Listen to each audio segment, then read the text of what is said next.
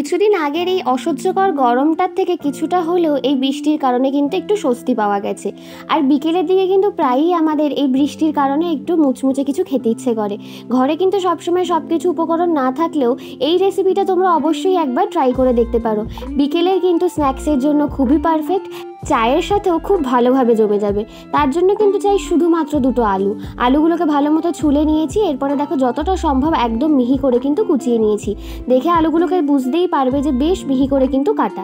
এরপরে কিন্তু এই কেটে রাখা আলুগুলোর মধ্যে দিয়ে দিলাম সামান্য একটু লঙ্কার গুঁড়ো, দিয়ে দিলাম পরিমাণ মতো লবণ, আর দিয়ে দিলাম 2 চামচের মতো কর্নফ্লাওয়ার।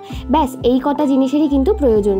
তবে ভালো করে পুরো ভিডিওটা কিন্তু দেখতে হবে, তবেই খাবারটা অনেক বেশি মুচমুচে আর তার সাথে সাথে কিন্তু টেস্টিও হবে। এবার কর্নফ্লাওয়ারের সাথে প্রথমেই দেখো এরকম আলগা হাতে কিন্তু আলুর সাথে সবটা ভালো করে মিশিয়ে নিচ্ছি।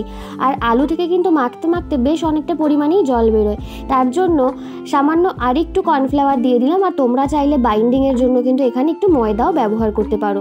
পরে আমি আরও 1 চামচ মতো ময়দা এখানে ব্যবহার করেছিলাম, দিয়ে মেখে নিলাম। এদিকে কড়াইয়ের মধ্যে কিছুটা সাদা তেল ভালো করে গরম করে নিচ্ছি। আর এই মাখতে মাখতেই কিন্তু তেলটাকে গরম হতে বসিয়ে দেবে, নইলে আলু থেকে কিন্তু জল ছাড়তে শুরু করবে। তেলটা গরম হয়ে আসলে এরকম ছোট ছোট করে আলু তুলে নিয়ে ঠিক এইভাবে কিন্তু তেলের মধ্যে ছেড়ে দিতে হবে।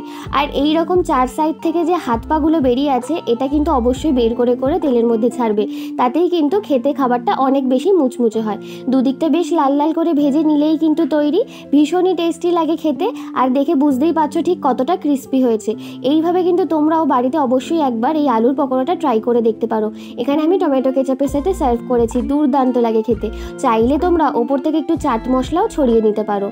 মাত্র 10 মিনিট কিন্তু খুব সহজেই তোমরা এটা তৈরি করে নিতে পারবে।